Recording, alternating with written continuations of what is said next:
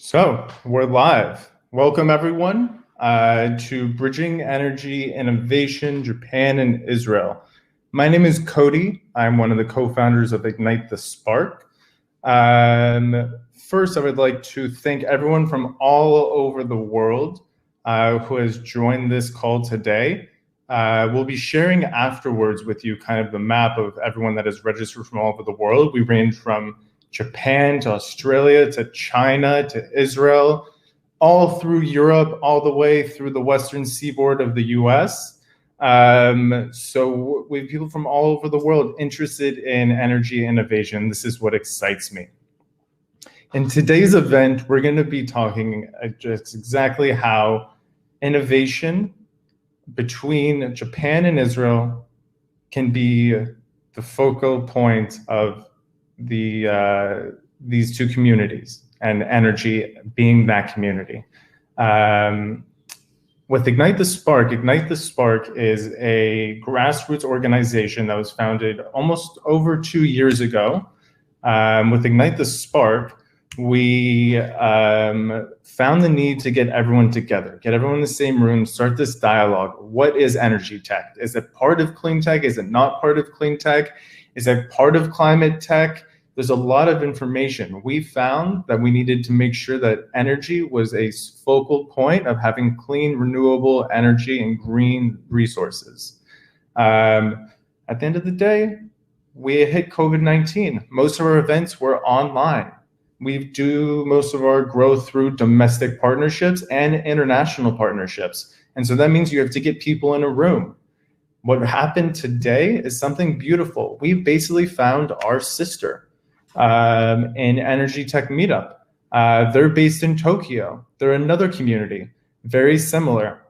Their vision is to provide a community for sustainable energy innovation worldwide. They have other communities that are based worldwide as well, but we partnered with their Tokyo just so we could talk about Japan and Israel in this. And this is something that I find extremely important in today's world. Traveling is extremely difficult. We have come to understand that. COVID-19 is something that's here to stay. Climate change will still be here afterwards. Sure, there could be a vaccination. We don't know what changes will happen. COVID will be here for some time. We don't know. And then climate change will continue going and happening. So that's enough really about us. I think what I want you to really take from me is that you look at it from this perspective. You find a community, you find people abroad, you make connections, whether it be via LinkedIn, other communities, and you're able to connect with one another.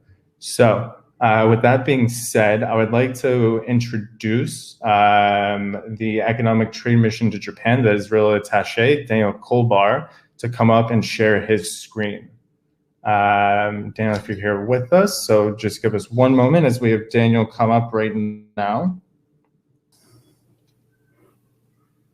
Thank you, Daniel. I'll let you take it from here. Okay, so thank you, Cody. Thank you, Eshel and Ignite the Spark for igniting the spark here with this event. Congratulations, and the Energy Tech Meetup. It's a good initiatives. Any initiatives to promote cooperation between Israel and Japan, especially in the field of innovation, is very welcome. So I want to give you a kol hakavod, as we say in Hebrew, for this first event, and let it be one of many events. So, as Cody mentioned, I had the Economic and Trade Mission of Israel in Japan. So, just a few words about us. We are part of the Embassy of Israel in Japan, based here in Tokyo, and also we have an office in Osaka. We are part of the Foreign Trade Administration, so that means it's a network of about 45 offices worldwide, based in the commercial capitals. And we are here exactly to connect Israeli companies, Israeli innovation, to the local markets where we operate. So we're doing that with the team here. And I have actually arrived last month and before me, Noah Asher was working very hard, getting great results with the team when we're looking at continuing the good momentum between Israel and Japan. Most of you probably know Israel has a lot to offer in terms of innovation, and the exciting thing is that it's across a lot of sectors, a lot of verticals, and energy is definitely one of them, with over 100 startups related to energy, and specifically sort of energy, renewable energy and distribution, off-grid storage, exactly those ideas that are going to help countries like Israel, like Japan, to achieve sustainable energy goals. And we've heard from Prime Minister Suga just recently to striving to achieve a carbon neutral emissions by 2050. So let's all try to work together to get this goal. So without further ado, I want to wish you all much success in this event that I'm sure it's going to be very interesting. And I'd like to invite everyone who's with us today to feel free to connect with us, as we are here exactly to help create those contacts and help ignite the spark with this goal. Thank you very much. Thank you, gentlemen, for your time, and good luck in your tenure. I know that you're relatively new, and this is obviously a challenging time to make that transition, so I wish you the best of luck. We've had the fortunate pleasure in recent times in pairing up in multiple events with Startup Nation Central.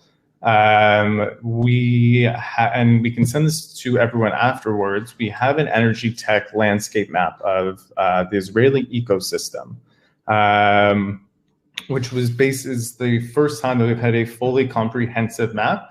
We had a launch event earlier in September. We can make the map available for you. It's on our website, and we can give you the link to that as well. It's also on Startup Nation Central's website. I would like to invite up from Startup Nation Central the SVP of BizDev, Mr. Jeremy Klutzkine, to come up and share his screen and share a few words. Hi, everyone. Thank you, Cody, for this introduction. And you're right, we've been partnering a lot with Ignite the Spark over the couple of, 2 years already, something like that. And it was quite successful. We're very happy with that. And as Daniel said, it's not just not one yet another sector. We're talking about one of the fastest growing ecosystem in Israel today. Energy tech is really in good as a good vibe right now. We at Startup Nation Central are a non-profit. We have over 70 employees today on staff, and we are mapping the Israeli ecosystem in Israel. So we're producing landscapes, but also reports, and we have this online database called the Startup Nation Finder. Beyond that, we also help large corporates around the world to navigate and to engage with Israeli ecosystem of innovation. Japan has the highest density of large corporates in the world. 50 out of the top 500 companies, 10% are Japanese in the world. So that's why I've been in Japan, visited like 5 times over the last 2-3 years. So a lot. And I was supposed to be in Japan again in September. So that's just in a nutshell what we do. So enjoy the event today. Thanks for your time, and don't hesitate to reach out to any of us. Thank you.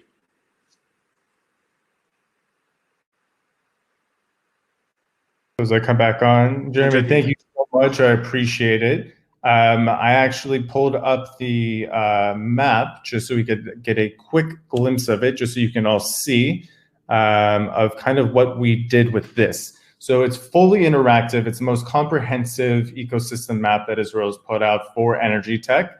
I would say it's one of the better ones that Startup Nation Central has ever done. We've utilized their team. We couldn't be more grateful for their entire staff that they've put in. We've broken it down into different portions and consumers, storage, off-grid, generation, transmission, and distribution. And it's fully clickable and accessible, which is nice. If you click on a specific company, it will send you to their Startup Nation Finder profile, as well as you can see the different icons there. Next, I would like to introduce Mr. Zev Weiss. He is from the Israel-Japan Friendship Society and Chamber of Commerce, as well as Weiss, Boratz, and Co. law offices. I would like Zev to come up and request to share his audio video and share a few minutes of his time.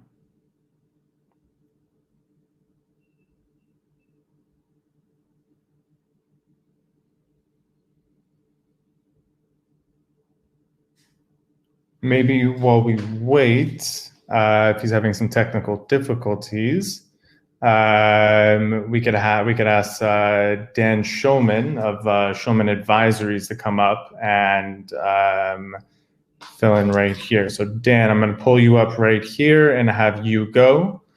So go right ahead, Dan. You should be coming up in just 1 second. Thank you for hopping in. I appreciate it. Hi, thank you, Kobe. And thank you to everyone from both groups making this event possible. My company, Schulman Advisory, is an energy markets consultancy based in Tokyo. I have a team of about 10, and we serve as the eyes, ears, and boots on the ground of energy and energy tech companies from around the world here in Japan. To help them be successful in this challenging market, but a market that's full of opportunities. About a year ago, the level of collaboration between Japan and Israel reached an incredible level, but energy technology was still not getting enough attention. So I'm just really delighted to finally see a collaborative relationship taking place between the two ecosystems. Thanks a lot.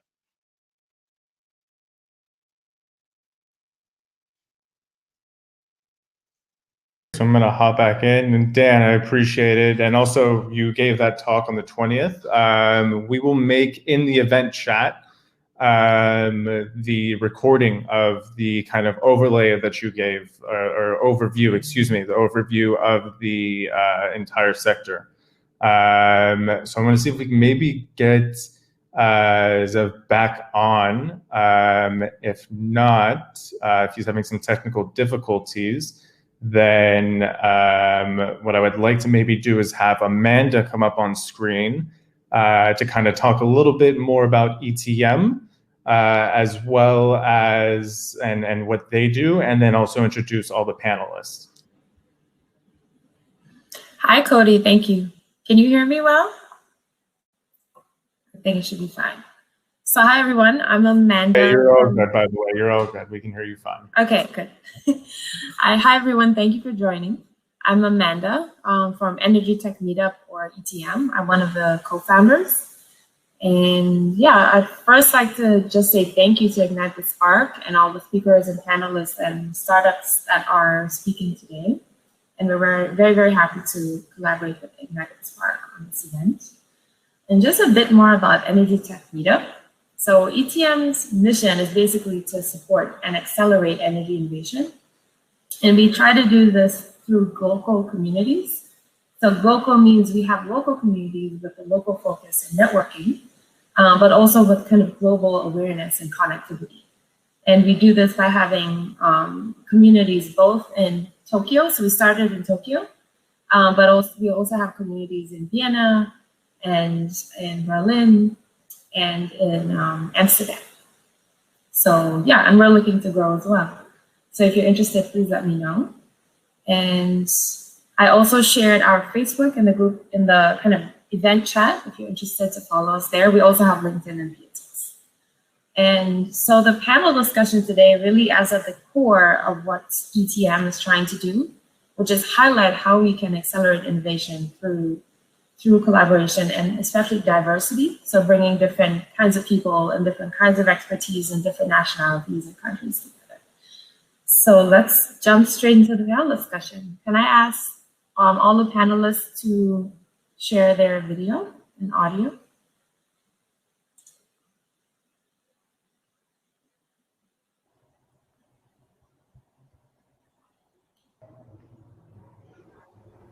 Hi, everyone.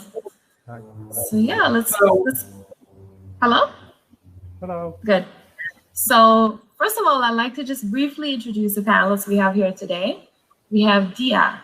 Dia has worked with enterprise solutions at Oramax, a clean energy firm, and also previously at GE with startups to integrate their solutions with GE's IIoT platforms.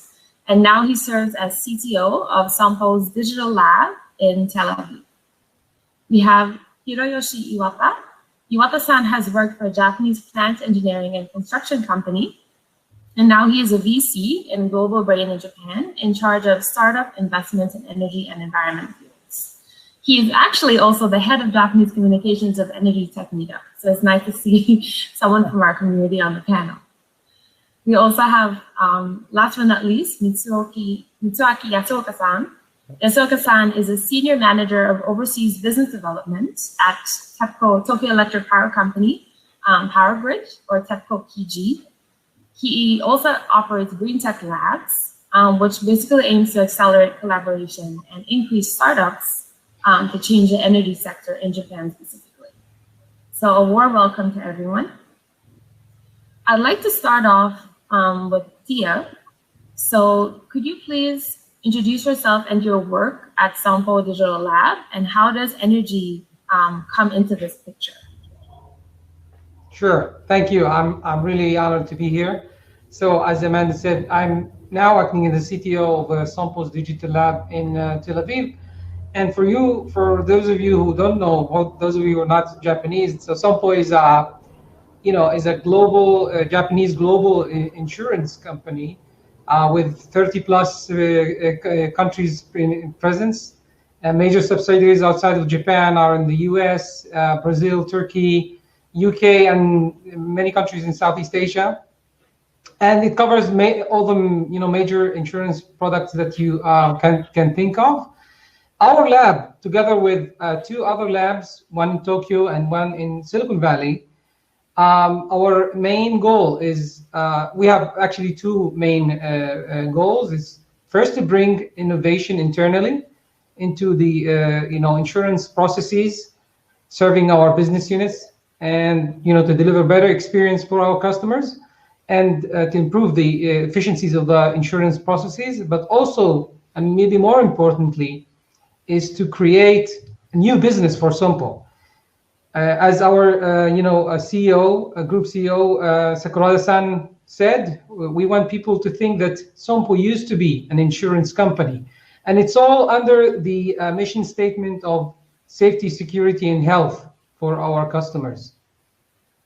So how does energy come into this picture? What does insurance has to do with energy? Of course, many of our customers are actually energy providers. And it also includes, of course, renewable energy. And besides ensuring the property of these customers, we want to add more value. We want to give them added value on top of the insurance. We don't just want to be there when something happens, when the insured event happens.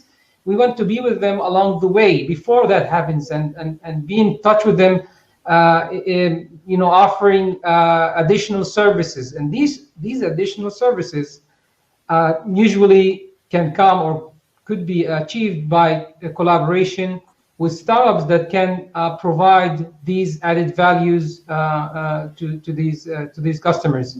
For example, for solar panel, energy utilities, we can provide maybe optimization solutions for the solar panels, and as an added service or a bundled service for the insurance of the property itself. So this is just an example. Another thing that we are engaged in is called corporate social responsibility, CSR. That means that we want to have a more resilient society in Japan in cases of blackouts. In the past year alone, 100,000 homes or households suffered from blackouts due to typhoons. And Japan is a country challenged by natural catastrophes. And we want to be with our customers, not just covering them with damage for the roof going away or the car being submerged, but we want to give them maybe the comfort of having an additional auxiliary power, utilizing EVs or their solar panels on top. Assuming the roof is still there. We want to give them this service by collaborating with startups that can provide the management system for this new kind of energy utilization. Thank you. I'd definitely like to get back to how startups can get more involved in energy innovation in both countries. But before getting more deeper into that, I'd like to also say to anyone who has questions for the panelists, please do write them in the chat and I'll pick them up from there. And yeah, so now I'd like to move to Iwata-san. So could you please introduce yourself and Global Brain? And also, Global Brain has recently accelerated and expanded its focus on energy. So can you also let us know what is so interesting about this at Global Brain? Sure. Thank you for introduction, Amanda, and so many times I see you. So, this is Hiroyoshi Iwata of Global Brain, and let me introduce myself briefly. So I had worked for the largest steel company in Japan, Nippon Steel. The Japanese name is Shinji Tetsu, and I did some kinds of R&D and business development of renewable energy, biofuels, and also a local grid system or other kinds of Nippon Steel was the PPS power producer, and also So then I joined in Global Brain, and I'm a venture capitalist in charge of the energy and the environment sectors. And also, let me introduce Global Brain. Global Brain is I think one of the most active VCs. In Japan at this moment. So we have over 70 members, and also we have invested in several countries. So we have the branch offices in, of course, the headquarters is in Shibuya, Tokyo, but we have the branch offices in the US, UK, Korea, Singapore, and Indonesia, and we are going to India, China, or other countries. So we have invested in some Israeli startups from the UK offices, especially AI, fintech, cybersecurity, or other kinds of. But we are searching for the possibilities to invest in brilliant energy tech startup in Israel. And our current AUM is $1.5 billion, and track records IPO over 20 or under nearly 50. And also, our feature is to deploy two kinds of funds. One is pure investment fund, and this fund is to seek the financial return. And usually, we invest Japanese startups around 60%, and outside Japan 30 or 40%, including Israel. And also, we have 7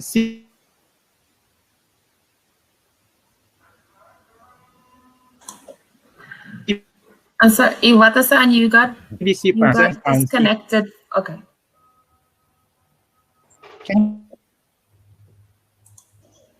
You got disconnected for a while there. Okay, you're back.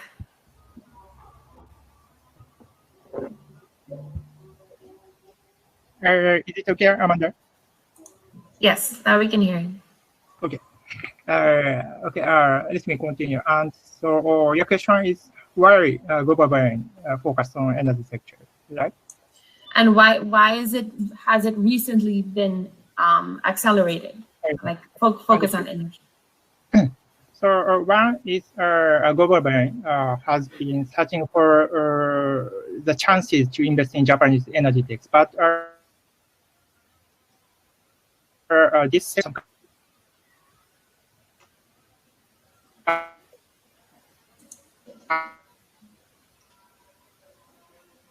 Sorry, Iwata-san, you're kind of breaking up again. So maybe was the knowledge. Sorry, Iwata-san, you're breaking up again. So maybe we can if you try turning off your video, maybe the Wi-Fi is a bit faster. Is that better? Okay. Maybe let's move on to Yasuoka-san, and maybe Iwata-san can fix the issue. Let's do so. Can you hear me well? Yes. Okay. Thank you very much. Okay. Okay, thank you. So can you please introduce yourself and your work at TEPCO Power Grid as well as Green Tech Labs? Sure.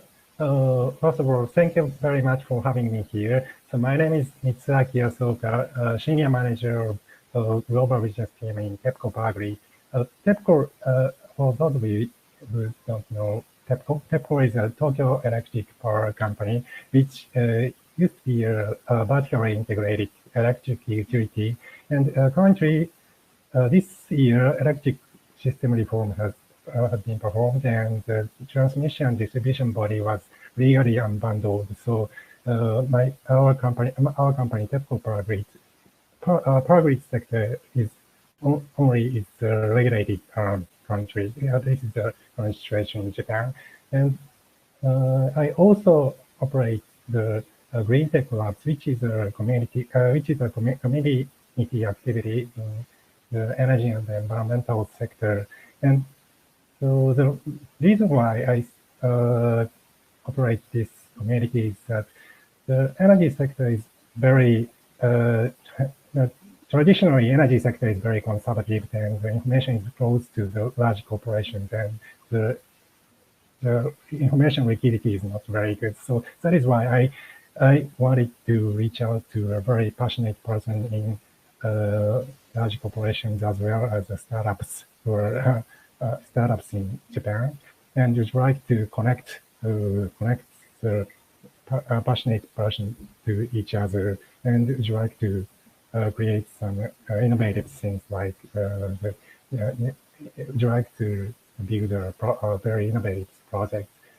So we have hosted many events like the Just a Drink Party or a business creation workshop, and we recently started the interview series and reaching out to a very passionate person in a large corporation or startups, and I write an article, and after writing an article, I invite them to our Slack community, and we are having a very intensive discussion on the recent market trends or potential business opportunities and so on.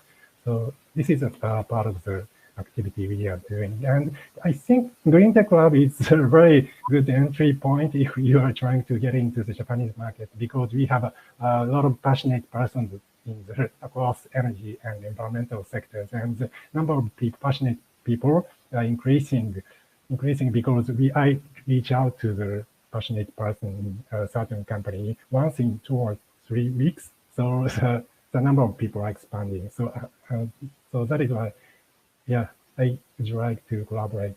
I'd like to use the Green Tech Labs to accelerate the collaboration with very innovative people in Israel. Yeah, that's all. Thank you very much. Thank you. And we got Iwata-san back. Good. So I guess my next question is very related as well and interlinked with the question we got on the stage from the audience. So Max asked, I would like to ask about the deal flow with VCs and how do renewable startups and interested VCs find each other in this market and space. And I think this is related to my own question as well of how you, as panelists both in Japan and Israel, think that Israel and Japan can collaborate more in terms of energy innovation, and how can we kind of, in a concrete way, enable startup and VC exchange between Japan and Israel. So maybe we can start with Dia. What are your thoughts around that? Yeah. So, maybe I failed to mention before, but, we scout for solutions in many domains based on requests coming from business units, but also our own initiatives, and also actually requests coming from our, big customers like NTT, Hitachi, Toyota, you name it. One of the recent call for information that we published was with NTT, asking for startups to submit information and come to meet us to explore ways to collaborate. So I think the level of collaboration depends really on the need and where it comes from. But we seek to first build a very strong business connection if the technology fits the need, and then we also can also invest. We act as an investment arm. We invest directly from balance sheet or from one of our corporate funds. So I think we've done so before. We're doing this today. We invested in startups. We invested in funds, and I think many of the startups out there already know that we exist, and they approach us even without us asking them to do so. And the synergies can be, as I said, it can be with needs coming from the business unit. If it's commercial underwriting, if it's risk engineering, to improve our processes, but also to automate processes. I can give you an example. One of the things that we wanted to do is how to extract the appliances that office building has, the electrical appliances, only by reading the smart meter data, without even asking the client what kind of appliances does he have. This is a huge contribution to to save time and have a better underwriting process. This is just one example. Another example is how, as I said before. I'm sorry, Dia. Sorry, just due to lack of time, I'd like to ask the next question in the chat. But that's really interesting, and I think the example of the startup is very related to the next question we have from the audience, which is kind of asking, what role do small-scale startups and service providers play in supporting energy systems? Because energy can feel like a very complex and highly regulated area, both in Israel and in Japan. So I'd like to kind of direct this question to start off with Iwata-san. First, how do you think that startups can play a bigger role in the energy sector, both in Japan, and then what kind of startups really do you think you're looking for as a VC with that in mind? Yeah, I think so. If there is a startup when it comes to Japanese market, so it's better to make a POC or proof of concept with Japanese utility companies. So like the company of Yasuoka-san, for example. So then, the utility company needs the traction or the records of that kind of stuff. So it's better to make a connection with them. And also, I think it's a little bit difficult for foreign startups to come to Japanese market. But yeah, I think it's better to make contact with Japanese utility companies and or other kinds of energy companies. So then, they can. Possibly make the chances for them. And for VC, from the point of view of VC, so Israeli energy techs are very interesting. And also, so for example, there are not so many innovative energy techs in Japanese market because the regulation is quite specific, and also not so many entrepreneurs in these fields are doing activities. So then, our Japanese VCs and also many CVCs or Japanese big companies are searching for the brilliant clean tech or energy tech startups. So then, if you want to come to Japanese market, so it's very easy to find many contacts. Thank you. And you brilliantly opened up my question for Yasuoka-san, which is, how is a big utility like TEPCO collaborating with startups? And if, for example, say I have a startup, how should I get in touch with you? And what kind of startups are you looking for at TEPCO? Yep. I think most of the large corporations say that they are committed to the innovations and they'd like to collaborate with startups, and most of the cases they have their own innovation vehicle, CVC or innovation vehicle that is dedicated to the partnering with startups or investing in startups. So I think that is the first entry point to contact, and it may be related to the previous question that the energy system in Japan is so complicated and regulatory system is so complex. So even for Japanese energy people, it is very difficult to understand the whole picture of the energy system. So I think the good approach is first try to get the basic market information by contacting the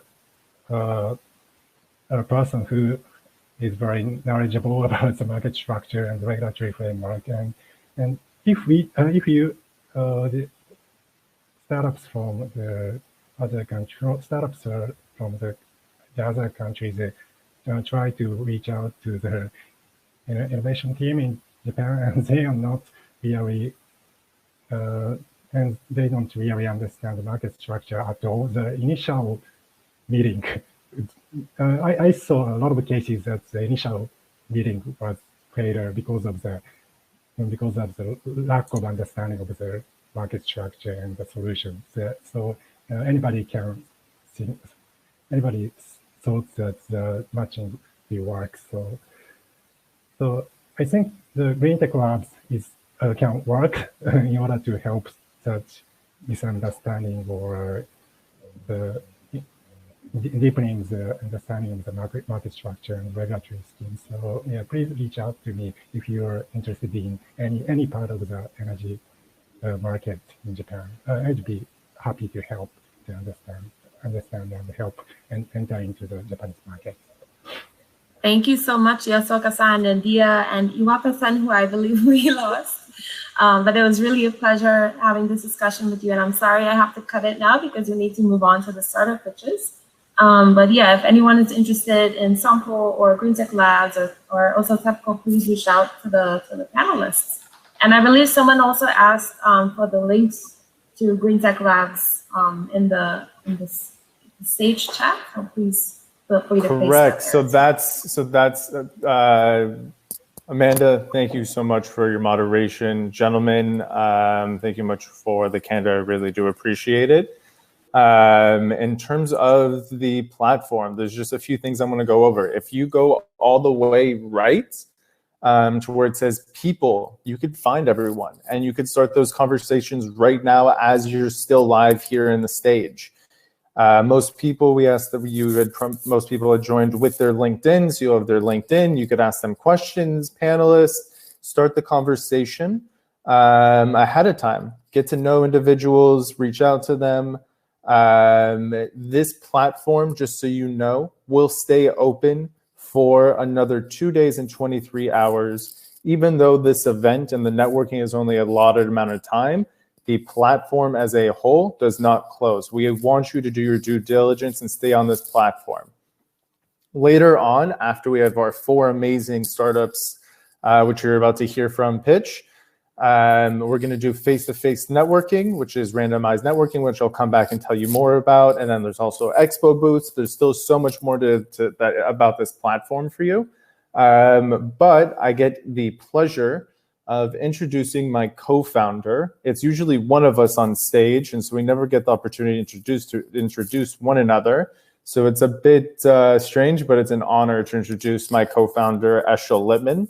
And he's going to be taking over this little portion right now of talking about the startups and introducing each of them. Hey, Cody, I hope you can hear me. Hey, everyone. It's a pleasure to be here. And we're all good, buddy. There you go. It's amazing to have this opportunity to be with you.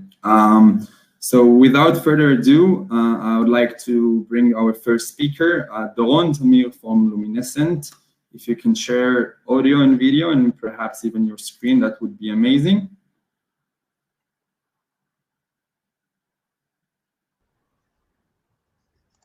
Hi, Doron. For you, it's still good morning. Yeah. Good morning to everyone. And we go straight to the presentation. Everyone see it? Yes, that's fine. Yeah. Okay. So good morning and a great event. Thank you, Eshel. I'm the co-founder of Luminescent Solar Power. And actually, we are producing a new solar energy technology. We are aiming for 4 cents per kilowatt and to work 24/7 all year long. And we are early seed, or we are an early stage company, a deep tech company. We are after 4 years of R&D. So let's begin. So actually, when we are developing new technology or new energy technology, you need 3 parameters. It have to be on demand. So the days when the sun is blowing and the sun is shining and the wind is blowing is over, you need to supply 24/7. You have to be low cost, which means lower than coal and gas, and you have to be green. So actually, today we have 2 existing solar technology. The one is using the light to produce energy, which is the solar PV that everyone know. Amazing technology, very simple, very cheap, but with 3 weak points. The first one, it's only 20% efficiency, which means all the rest of the 80% goes to waste, just to heat the air. The second one, that if you need baseload, you need lithium ion, and they are expensive despite the fact that the price decreasing. And you're solving one problem, but then you make another problem because the lithium ion, it's very bad for the environmental issues. And the third one, when you have cloudy days or cloudy weeks, you need peakers or gas peakers as a backup. So actually, in the end of the day, it's very costly. So on the other side, we have the CSP, which use heat to produce electricity, but actually it's almost a dead technology. And the only advantage that they have a thermal storage, which is a very simple one storage. So what we're doing in Luminescent, actually we do a combination.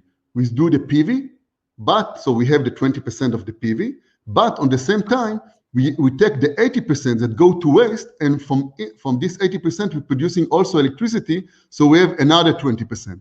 So in the end of the day, we have 40% efficiency, double than PV. On the same time, we can use any kind of storage. We can use thermal storage, that's what we're using today, or we can use lithium ion in case the lithium ion will be cheap enough. And the last issue, because we're using heat to produce electricity, we have heat engine in our system. So we already done the capex of heat engine. So in case of cloudy days, we can be our own peakers, which is very, very important. So actually, in cloudy days, cloudy weeks, we can use natural gas or later on green hydrogen, and then we can work 24/7 all year long. So actually, we solve all the 3 weak points of PV, and this is Luminescent. So we are simple as PV. So actually, we know to be very, very simple, and that's what the market look for. Our project is building for 4 components. The first one, it's our receiver. It's innovation receiver. We have some patents on it. And actually, most of the components of this receiver are coming from Japan. And the second component, it's the heliostat. We just fit in a heliostat to our needs. And then we have a game changer heat engine. This heat engine is a very small one. It's less than 1 megawatt. It's very efficient, 40% efficient, and it's very low cost. This enables us to go to very low LCOE. Okay, and the storage, as I mentioned, we can use any kind of storage. So just quick summary, we are double the efficiencies in PV. We have a small heat engine, very low cost, very efficient. We have a very high field efficiency, which is double than CSP. We know to work between 6,000 to 7,000 hours just from the sun. And we can work fully hybrid with no need to extra capex. So this is how our project look like. It's very similar to CSP, but totally different. Every tower is just 15 meters. So, and every tower has its own heat engine and its own storage. So in case of 100 megawatt project, you will see 400 towers like this. I will jump to what's important to Japan. So actually we have patents are already approved. We have some patents on the way. And our concept actually was chosen in 2016 by most important solar energy concept by OSA. OSA, it's the Optical Society of America. Japan actually looking very much for green hydrogen. This slide is coming from the presentation of Siemens. And if you want to have green hydrogen, you need 24/7 green energy. And you can see in this slide that if you want to go to a low price for the green hydrogen, you need to work at least above 5,000, 6,000, much better 8,000 hours of green hydrogen. and Luminescent know to do it. And actually, we're now working, or we're going to start to work with Toyota, which is known to transfer green hydrogen or hydrogen in a big project. And we think that Japan can be a really good, it's a really good option for green hydrogen. Thank you very much. And if you have any question, I'll be glad to answer. Thank you, Doron. If you can Castine. One question. First of all, congrats for winning a big competition here in Israel this week. And you've mentioned in many ways how you're relevant for the Japanese market. Any estimation of when will you have the first project already either pilot or commercial scale installed? Yeah, actually, we are now we're going to finish the POC this end of the year, and next year we're going to start to build our first prototype. The first prototype is going to be in 2 years. It will take until we're going to be commercial, a full commercial project. 2 years. We're going to build it together with the minister or the German Minister of Economy, just for green hydrogen. And so in 2 years, we're going to be fully commercial. Sounds exciting. Thank you very much for joining. Following Doron, it's a pleasure to introduce, I made sure it's correct to introduce him like that. So Kaz, the VP of Business Development of Trading Energy. So it's a pleasure to be here, to have you with us. Feel free to share your screen and give her a pitch. All right, thank you very much for introducing Isha. I will share my slide.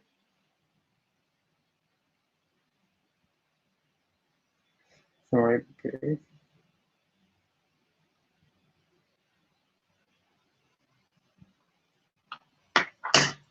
Can you see the slide?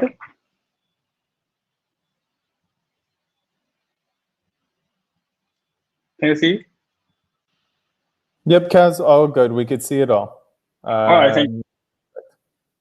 All right, so I'm Kazuhiro Iguchi of Sharing Energy in Japanese energy tech startup. I will introduce our company's business. First of all, in our world today, energy is created in centralized power system where energy is distributed to each household. However, we believe that this model is outdated and has much weaknesses like global warming, blackout risk, and inefficient. And as Daniel said, we believe the future of energy is in decentralized power system. Consumers have PV and battery system, and they can make and use renewable energy by themselves. But why don't you have PV or storage battery system in your home or house, or why it has not yet widespread? Because the initial cost is very expensive, and this is the problem that we would like to solve. We have a solution. It's ShareDenki. ShareDenki is a solution for mainly household owners who want to install PV system to create and consume their own renewable energy at an affordable price. And this is how we make the model work. We own PV system and set them on the rooftop of consumer houses. We have two revenue streams. First is charge for self-consumption, and like this self-consumption, and this is service fee. And the second is for surplus energy using feed-in tariff. Many countries have each energy policy, and this is our accomplishment. We have more than 1,000 contracts and 250 partner companies for 2 years. And this is the last slide. It's our future ecosystem of renewable energy. We provide PV system and solar storage system for our users, and we will collaborate, control the company who has the technology of control technology and the utility company. And we have collaborated with PowerLedger, it's a blockchain development company in Australia. And we have been doing POC of peer-to-peer energy trading. All right, thank you very much.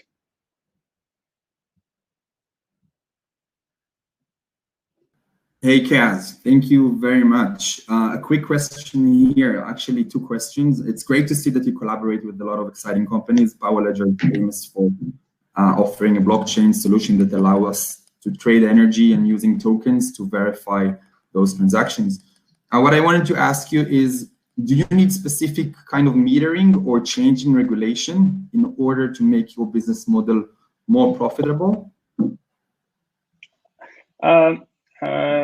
Now we don't need to change the law.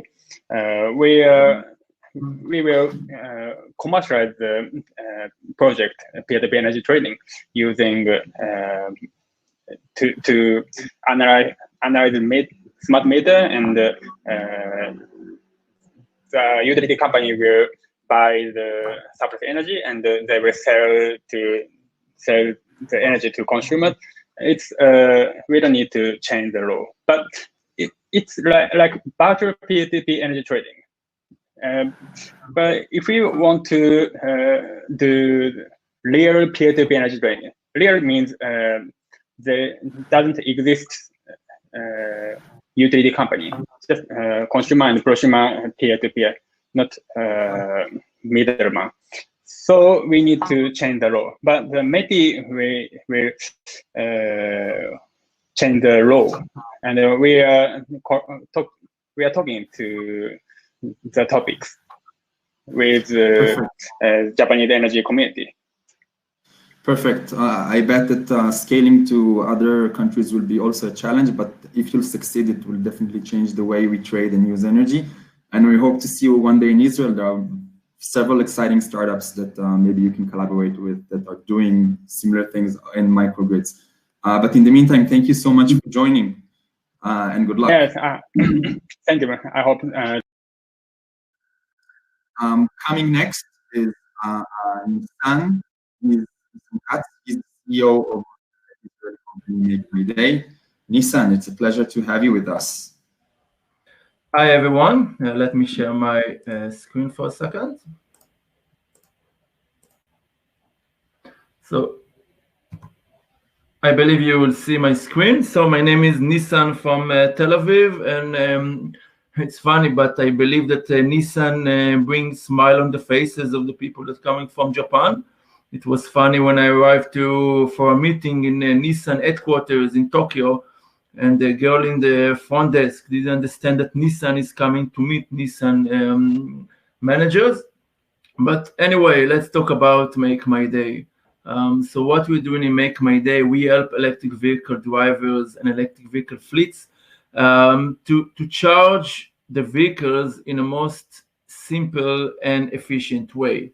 We're talking about the most growing market in the automotive and also in the energy industry today, when the numbers I'm talking about that around 30 to 40% of the selling vehicles in some countries today and in a few years in all over Europe and in the world will be electric.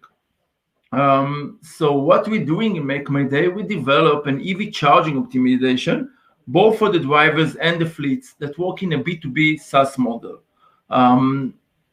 Today, people that are buying electric vehicles are the people that usually have like a parking garage and a parking charging station next to them.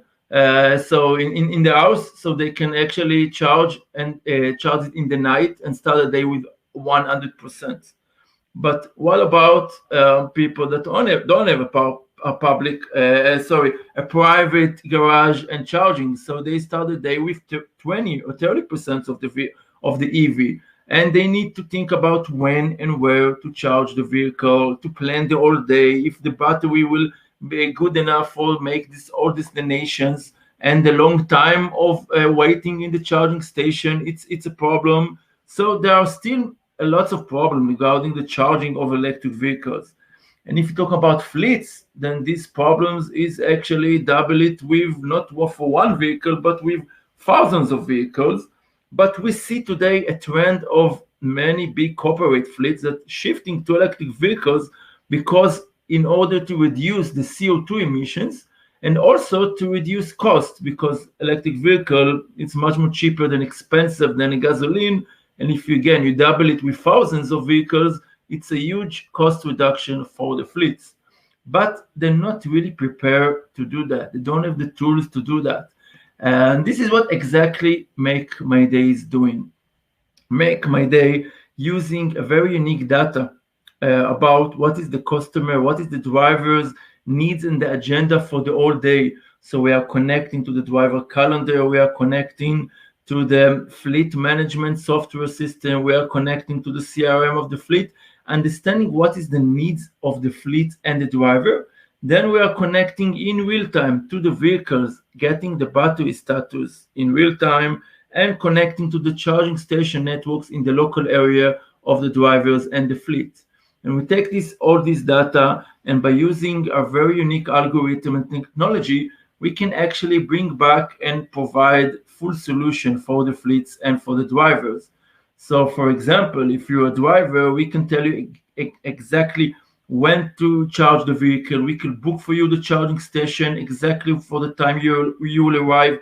We'll tell you how much you need to charge. You don't need to charge 100%. You can charge 30% and then spend less money and time in the charging station. So actually, we Make My Day. You don't need to think anymore about anything that regarding the charging and the battery. And for fleets, we provide it not only for the drivers, we provide it also for the fleet managers. So let's talk about how we make money. The business model is a B2B. We're working directly with energy companies, with automotive companies, with fleets that operate charging stations and operate lots of vehicles. I can share with you some of the projects we are doing in Europe. We are working with Enel. Enel is one of the biggest energy company in Europe. They operate around 50,000 of charging stations, and they're using Make My Day technology to the end users, the EV drivers. We are working with Centrica. Centrica is another energy company that have the second biggest fleet in the UK, and they're also using Make My Day technology and tools in order to manage the EV fleet in a most efficient way. We actually provide our customers a net positive ROI of $40 per month per vehicle, and if you double it with 15,000 vehicles like Centrica, it's a huge amount of money we can save for our customers. Talking about Make My Day as a startup, so we will have revenues of around 1.2 million next year, with the customers that we're already working, and we expect it to grow, of course, in the next few years. If you talk about the market and the competition today, so Make My Day have a huge advantage because we have a huge technology and algorithm, and also a really great point of view of data that we are using. The company is still young. We are 6 people in the team. We are 2 founders with 20 years of experience, both in business and in technology. And actually, if I need to summarize everything in 2 sentences, so we have a working product in one of the most, I think, growing market today. We're already working with great big corporates, customers, and actually these days we're looking to make a fundraising in order to approach more geographic places like the US and like Japan. And I hope we will collaborate together. So thank you very much, and please Make My Day. Nissan, thank you so much for this presentation. A quick question from our end. What do you think a collaboration with Japanese entity will look like? If you can have 1 or 2 ideas quickly. Yes, actually the use cases that we are doing in Europe, it's the same use cases we can do in Japan. We can operate with energy companies that operate charging stations or connecting to big fleets that need charging stations. We can integrate our solution and technology into their own existing solution that they're already using in another layer, and help them to give their B2B customers the benefits of Make My Day and help them to save time and money. So one use case, it's charging network of charging station, but it can be also OEMs that we can integrate into the infotainment system inside the vehicles. As I mentioned, big fleets and more and more. Okay, perfect. So if people think they can find some great synergies, you can send Nissan a direct message on the platform. Thank you so much for joining us. Thank you, guys. And last but not least, Evyatar Tron from Thermothera. He'll be our last speech for the day, and then we'll move to the networking session. Evyatar, it's a pleasure to have you with us. I think we can now say good afternoon. You're in Israel as well. Almost. Thank you everyone for having me, and thank you for all the great startups before me. Nissan didn't mention that his partner's name is actually the old name for Israel, so it's a great Japanese-Israeli combination in Make My Day. Okay, I'm Evyatar from Thermothera, and I'm here to tell you about humidity power. So you all know renewable energy sources such as wind, solar, and geothermal. There is another source that is less tapped into, that we are not less accustomed to thinking of, and that is the natural fluctuations of humidity in the air. So we take that potential and use it for heating and cooling of buildings, but of other applications as well. And really, the applications for heating and cooling are enormous. They range from cars, EV or other, greenhouses, logistics, etc., etc. But why buildings? Why are we going for buildings? Well, 30% of world energy is consumed by building just for operation, and half of that is heating and cooling. So we're talking about 15% of global energy consumption used for heating and cooling of buildings. This is a huge impact waiting to be addressed. What do we do about it? Well, the physics are quite straightforward. We all sweat to cool ourselves. How does sweating cool? Water leave our body, leave our skin, evaporate, taking heat away with them. This is called evaporating cooling. There is an opposite effect called absorption heating. Some of you may have encountered that when you mixed cement with water to get concrete. Heat is radiated outside. So there's an effect of evaporating of water. There's an effect of absorption of water, creating cooling and heating. But we don't use running water. We use water that exists as humidity in the air, as a source for heating and for cooling. Now, these fluctuations of humidity, they are daily, they are seasonal, they depend on the weather, but with smart control, we can use them. Here's an example of how we do that in a wall of a building. Say we have an air cavity in the wall. There are many types of construction techniques where an air cavity exists. In that air cavity, we put an absorption material.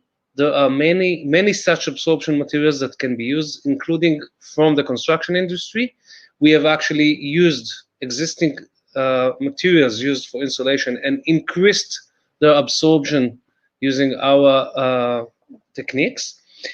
And we blow air on them in the right time with the right air conditions to get an effect, either heating or cooling or storing, creating a potential in that material.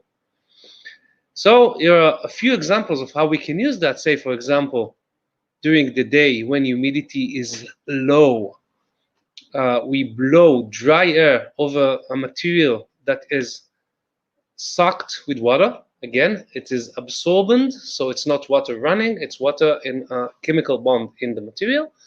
But those water evaporate, and just like sweating, create a cool effect on the wall of the building.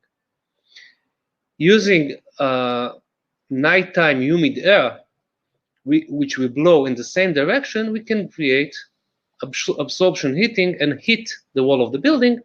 Or if we want to cool during the night, we can just reverse the flow of air and create cooling on the wall. This is like the tip of the iceberg of what we can do with control of humidity power.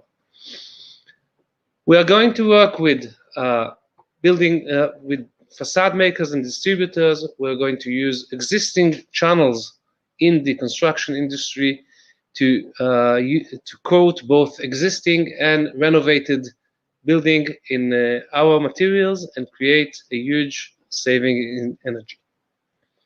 We've been cooperating with construction companies both in Israel and actually in Japan as well, in the US and in Austria. And up until now, we have we won a few awards both in the climate and energy part and both in the real estate part, and we've participated in many programs, including in Israel and in Europe and Latin America.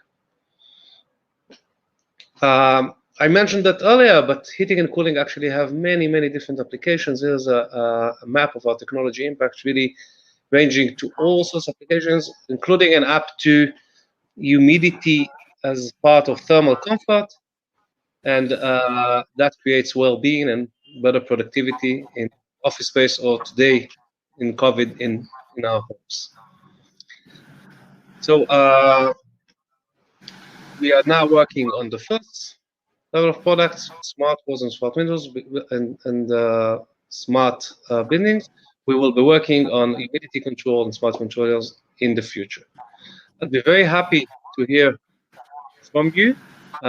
Japan is a great market for us. We have tested the humidity levels in Japan and have seen nice fluctuations.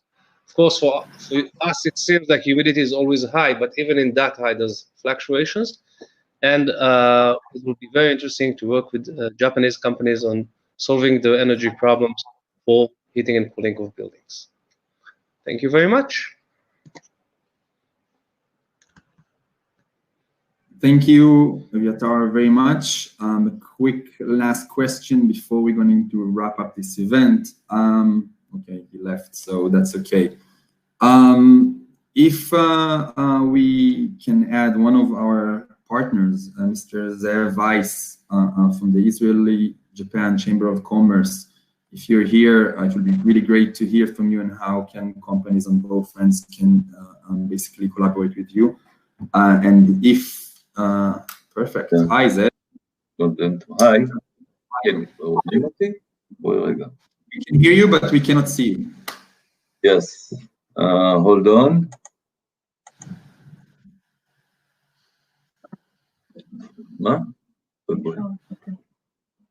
Hold on for a second, just a minute.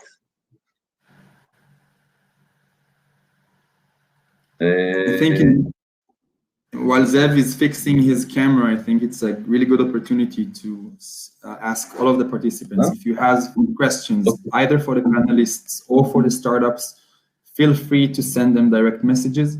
What we are going to do after in the next 25 minutes is to start the networking session, which is on the left of your screen, which will be a random one. Ze'ev, are you with us? Yeah, Eshel, maybe you know what, I'll spare you my image and you will only hear my voice. No, okay? That's okay. That's okay. So it's a pleasure, of course, to be with you, and thank you very much for this interesting webinar. Look, from my perspective, and I've been working as a bengoshi, as a lawyer with Japan for the last 25 years. I, of course, see the amazing growth in the collaboration between Japanese companies and Israeli companies. But while we saw the, the Japanese companies looking at the Israeli ecosystem, what we were missing is the Japanese giant energy companies coming to Israel to do not only to collaborate in technology, but also to do infrastructure projects, oil and gas projects, electricity chains, all these kind of things which we would like to see the Japanese giants taking their place in Israel.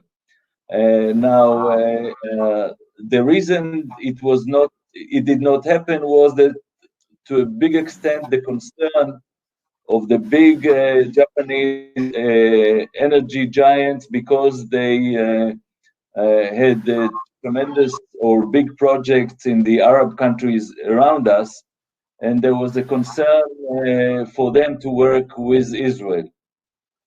Now, this has changed dramatically in the last few months, because just I assume everybody knows, in the last 2 months we have Israel signed a peace treaty with the United Emirates and with Bahrain and with Sudan, and this means that the so-called concern of the Japanese companies should evaporate.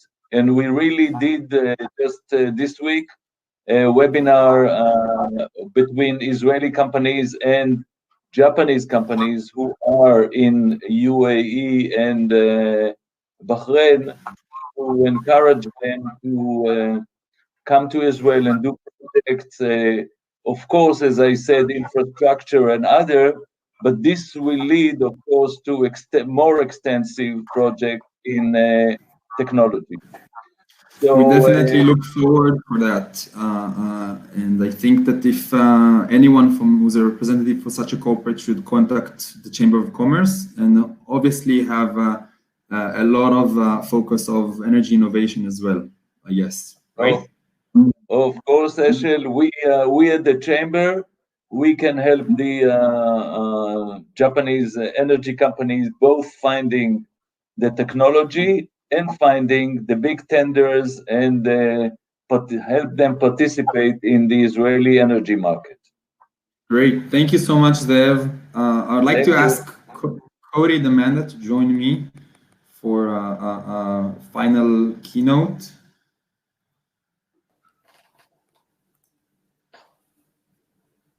Hi, Cody. Hey, Amanda. So we are finishing. It's definitely the last minute. I think it's a pleasure to wrap up this event after, I think, months of work. And it's exciting to know that there are other entities which are doing this 100% volunteeringly, both on the Japanese and on the Israeli side. And if COVID has done tremendous disruption to our world, I don't think that an event like this could have been possible in a normal era that we can travel and meet. So my biggest inspiration is that the connections that we're making right now will be actually the infrastructure for any interesting collaboration or even joint companies that eventually will be somehow created out of those connections.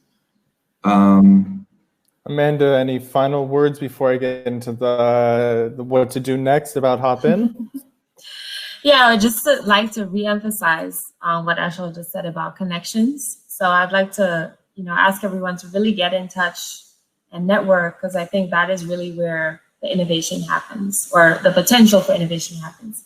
Because what we're trying to do is set up a platform for everyone to kind of gain some knowledge about what's happening around the world with energy innovation, and then get in touch, whether you're a student or a startup or a researcher or work in a company or a government official. We're really trying to promote that diversity and connection. So yeah, if anyone is interested in getting in touch with either Energy Tech Meetup or Ignite the Spark, please don't hesitate to reach out. Thank you so much, and thank you, Ignite the Spark. Thank you, Energy Tech Meetup. So, what are the next steps as we talk about this bridging the energy innovation gap and adapting in these COVID times? We have this amazing platform Hopin. If you look to the left, it says network is now live. Before you go and click, let me give you a little warning on it and give you a little idea. So when you enter networking, there's 69 of you that are still online right now, which is amazing. So you basically will just click saying that you're ready to network, and then you will be paired up randomly with another individual for a total of 4 minutes. So 2 minutes each to kind of give your elevator pitches, get to know each other, If you already know each other, then you can make it short and leave, and then just go on to the next one and next one and next one. So we want you to continue the dialogue and conversation. If you find these to be really suitable dialogues and conversations, again, find those people in that all the way right tab, people, so then you could reconnect with them with their LinkedIn, their Twitters, send them a direct message. You can continue the conversation in longer form by inviting them to a video chat as well. And then on top of that, most of the speakers and then the panelists today, they have expo booths. So with their expo booths, they could have Google Slides there, they could have a YouTube video, they'll have information on their website, a little about, you could register interest with them. And when you register interest with them, they get a direct email saying, hey, Cody's interested in your company, and then they'll be able to reach out to you. As I've mentioned, this platform is going to stay open for 2 days and 22 hours and 25 minutes. We don't expect you all to be networking the whole time, but it gives you plenty of time to check out everyone's expo booths and also go and find other people so you can make those connections in this obviously difficult time to travel and make those face-to-face interactions. So I want to invite you all to go ahead and switch over to the networking phase. I want to thank you all for joining. This has been an amazing event, and we look forward to continuing the relationship between Japan and Israel with all our partners, and hopefully some great connections come out of this event. Thanks again for all of the speakers. Thank you, Amanda, for hosting the panel. And thank you, everyone, for joining. Let's start the networking. Goodbye. Thank you, guys. Thanks, everyone. Thank you. Bye-bye.